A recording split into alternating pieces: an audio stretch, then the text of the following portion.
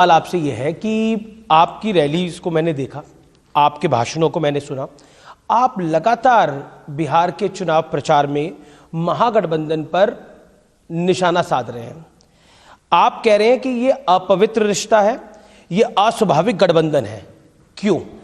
देखिए, जब मैं ये कहता हूँ कि ये अस्वाभाविक रिश्ता है, वो इसलिए कि जिस तरीके का गठबंधन है जी, उस गठबंधन में कोई भी चीज़ सिवाय इसके कि सत्ता पाने की लोलुपता है, सत्ता पाने की इच्छा है, इससे ज़्यादा और कुछ नहीं है। देखिए, अगर मैं आरजेडी की बात करूं तो उनका कैरेक्टर अराजकता का रहा है, उनका पास्ट अराजकता का रहा है, और वह कोई बिहार में ऑर्डर लाएंगे, law and order situation improve करेंगे, ऐसा कदापि नहीं जी। अगर मैं बात करूं माले की, मार्क्सिस्ट लेनिनिस्ट की, तो उनका भी जो एटीट्यूड रहा है वह समाज में विध्वंस का रहा है, और वह विचारधारा से भी विध्वंस का रहा है। वह भी कोई बिहार को आगे ले जाने की बात करेंगे, ऐसा नहीं है। जहाँ तक कांग्रेस का सवाल है, इनको तो येन केन प्रकारेण सत्ता में आने की इच्छा है, और आज दिक्कत ये हो गई है कि यह मोदी जी का विरोध करते करते ये देश का विरोध करने लगे हैं। सारा देश कोरोना में मोदी जी की तारीफ कर रहा है, सारे देश, दुनिया तारीफ कर रही है। वर्ल्ड हेल्थ ऑर्गेनाइजेशन ने कह दिया, यूएन के सेक्रेटरी जनरल ने कह दिया कि बहुत अच्छा मैनेजमेंट हुआ है, और देश को तो दिशा दी ही है, दुनिया को भी दिशा दी है प्रधानमंत्री जी के कोविड मैनेजमेंट पे। लेकिन राहुल गांधी पाकिस्तान की डफली बजा रहे हैं, शशि थरूर पाकिस्तान की डफली बजा रहे हैं। हमारे कांग्रेस और आरजेडी कह रहे हैं कि देखिए, भारतीय जनता पार्टी के पास विजन नहीं है कोई, जेडीयू के पास तो कोई विजन नहीं है, और इसीलिए ये पाकिस्तान की बात कर रहे हैं, ये मुद्दों को डिरेल करने की बात कर रहे हैं। प्रधानमंत्री भी धारा 370 की बात कर रहे हैं, ये नहीं बता रहे कि 15 साल में उनके शासन ने क्या किया। आपने भी अपनी एक रैली में बोला कि ये पाकिस्तान की तारीफ करते हैं, आपने राहुल गांधी और शशि थरूर का जिक्र करते हुए कहा। देखिए, दोनों इश्यूज कहता, मैं सब बातें करता हूँ।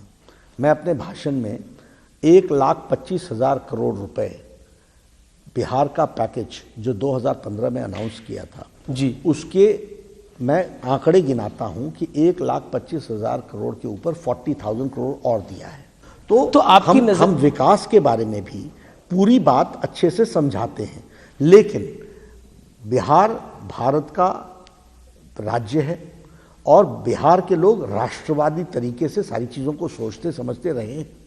उनके लिए धारा 370 भी उतना ही महत्वपूर्ण है, उनके लिए राम जन्मभूमि भी उतना ही महत्वपूर्ण है, उनके लिए नेशनल एस्पिरेशंस भी उतना ही महत्वपूर्ण है, और उन्होंने इस पर हमारे को सपोर्ट किया है। इसलिए यह विषय भी उन तक पहुंचाना, इसकी डिलीवरी करना। कौन सा बिहार का बच्चा था जिसने नहीं कहा कि एक देश में दो निशान, दो विधान, दो संविधान नहीं चलेगा? और उनको ये क्यों नहीं बताना कि अब देश में एक विधान, एक प्रधान, एक संविधान हो गया है मोदी जी के नेतृत्व में? तो दिस इज एन इशू, और इस इशू को हम ये बीजेपी का कोर इशू था। जनसंघ की स्थापना जब हुई थी तो श्यामा प्रसाद मुखर्जी ने इस विषय को उठाया था, तो इसको हम क्यों नहीं बोलेंगे? लेकिन 370 पे तो आपने, पी चिदम्बरम ने जो ट्वीट करा वो आपने देखा ही है, उसका जिक्र प्रधानमंत्री ने भी अपनी रैली में किया। जो महबूबा मुफ्ती ने बोला कि तिरंगा मैं छूंगी नहीं जब तक 370 नहीं हटेगा। क्या आपको लगता नहीं है कि एक तरफ बिहार में चुनाव है जिस पे नौकरी और विकास की बात हो रही है, दूसरी तरफ ये सब मुद्दे भी हैं? देखिए, इसमें बहुत गहराई से जाने की जरूरत है। कांग्रेस, ये महबूबा मुफ्ती और चिदम्बरम पे आप क्या कहते हैं? कांग्रेस इन विषयों को, और पी चिदम्बरम हो चाहे महबूबा मुफ्ती हो, ये इलेक्शन के टाइम ये इश्यूज क्यों उठाते हैं? इनका उद्देश्य क्या है? इनका उद्देश्य वोट बैंक की राजनीति करना है। लेकिन भारत की जनता और भारत का समाज एकजुट है, और कश्मीर से कन्याकुमारी तक भारत एक है, और भारत के सोशल फैब्रिक को एक रखना ये हमारी जिम्मेवारी है। शशि थरूर ने लाहौर फेस्टिवल में बोला कि ये भारत में मिनॉरिटीज, अकलियतों को तकलीफ हो रही है। ये इनका कैरेक्टर है, ये चुनाव से पहले यही तो करते हैं। इनके पास कोई इशू नहीं है, देश को आगे बढ़ाने के लिए कोई इशू नहीं है इनके पास। इन्होंने देश को बांट के ही इतने साल राज किया। वो कहते हैं कि हमारे और मोदी जी ने भारत की राजनीति का चाल चरित्र और संस्कृति बदल डाली है।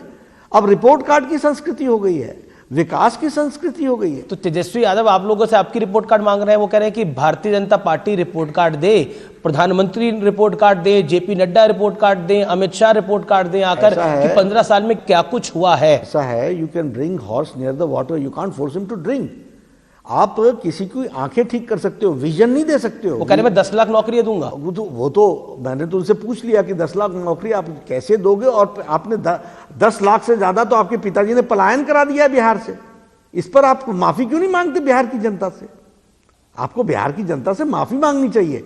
आज आप तैयार होकर के 10 लाख नौकरी की बात कर रहे हो, 10 लाख से ज्यादा आपके समय में लोग पलायन करके गए हैं बिहार से। क्या जवाब है आपके पास? और आपके पिताजी इसको यूएसपी समझते थे, और अगर वो गलत थे तो बेटा माफी मांगे ना। क्यों नहीं माफी मांगी अभी तक आप? पर तेजस्वी को और ग्राउंड पे ऐसा लग रहा है कि कहीं ना कहीं नौकरियों का मुद्दा जो है वो कहीं ना कहीं एक पकड़ दिखा रहा है पब्लिक के बीच में।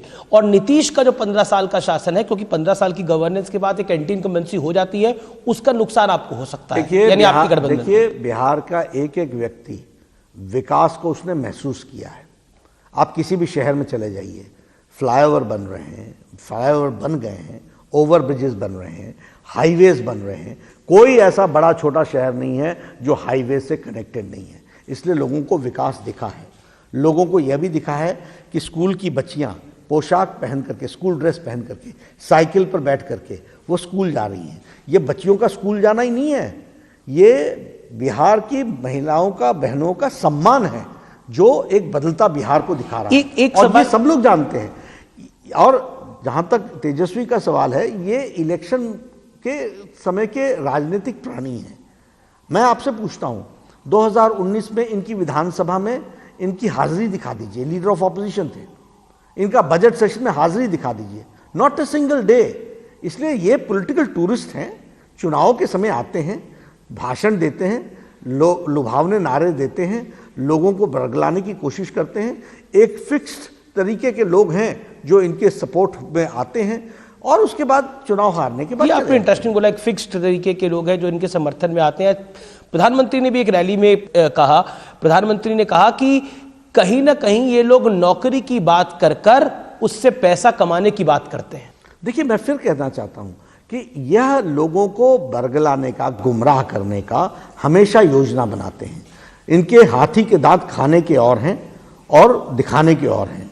ये हमेशा लोगों को बरगला करके, गुमराह करके, वोट लेकर के अपना राजनीतिक स्वार्थ सिद्ध करने की कोशिश करते हैं, और जब वो सिद्ध नहीं होता है तो वापस चले जाते हैं। तेजस्वी यादव ने हाल ही में एक भाषण दिया कि जब लालू यादव का राज था, मैं उनके शब्दों में बोल रहा हूं, आपके जब लालू यादव का राज था तो गरीब बाबू साहब के आगे सीना तान के चलता था। देखिए, इससे आप क्या मतलब? देखिए, सामाजिक न्याय और समाज में सब लोगों को बराबर का दर्जा मिले, ये आवश्यक भी है, और इसके लिए भारतीय जनता पार्टी कमिटेड भी रही है, सबका साथ, सबका विकास, सबका विश्वास लेने में। लेकिन हम चुनाव में इन भाषाओं को बोल करके समाज को विभाजित नहीं करते, समाज को खंडित नहीं करते, क्योंकि उनका उद्देश्य समाज को खंडित करने का है, इनका उद्देश्य समाज में द्वेष पैदा करने का है। हमारा उद्देश्य सामाजिक न्याय लाने का है, सबका साथ, सबका विकास, सबका विश्वास लेने का है। क्योंकि लालू यादव ने 1990 में नारा दिया था, भूरा बाल साफ करो। देखिए, मैं आपको फिर बताऊंगा, यानी भूमियार, राजपूत, ब्राह्मण, लाला, इन्होंने कास्ट लाइन पर ही समाज, लाला यानी कास्ट, इन्होंने कास्ट लाइन पर ही समाज को डिवाइड करके राज करने का प्रयास किया है। विकास इनका एजेंडा कभी नहीं रहा है। क्या ये न इनका एजेंडा रहा है, न ही इनको विकास में विश्वास है। क्या आपको मैं बताऊं, आरजेडी अपनी स्ट्रेंथ, लालू प्रसाद यादव कहते थे कि सड़क आ जाएगी तो तुम लोगों के पास पुलिस पहुंच जाएगी, ये उदाहरण देते थे। तो आप समझ सकते हैं कि किस तरीके से इन्होंने बिहार को पिछड़ेपन के साथ जोड़कर रखा है। क्या आरजेडी अपनी पॉलिटिकल भाषा में इसको स्ट्रेंथ कहा जाता है? उनका स्ट्रेंथ है मुस्लिम यादव समीकरण, MY समीकरण, जो उत्तर प्रदेश में आप सपा का स्ट्रेंथ भी मान सकते हैं, मुस्लिम यादव समीकरण।